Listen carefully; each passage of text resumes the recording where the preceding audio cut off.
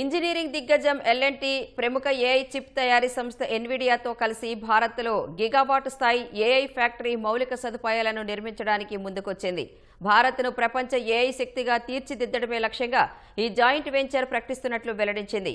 ఇందులో జీపీయూలు, సిపియూలు, నెట్వర్కింగ్, యాక్సిలరేటెడ్ స్టోరేజ్ ప్లాట్ఫామ్లు, Nvidia AI enterprise software stack, rapid secure AI adoption కోసం రిఫరెన్స్ ఆర్కిటెక్చర్లు ఉంటాయని తెలిపింది. ఈ వెంచర్లో ఏఐ రెడీ డేటా సెంటర్, మౌలిక సదుపాయాలు, అడ్వాన్స్డ్ కంప్యూటింగ్ ప్లాట్ఫామ్లను అభివృద్ధి చేస్తామని బీఎస్ఈకి సమర్పించిన ఫైలింగ్లో ఎల్&టీ తెలిపింది.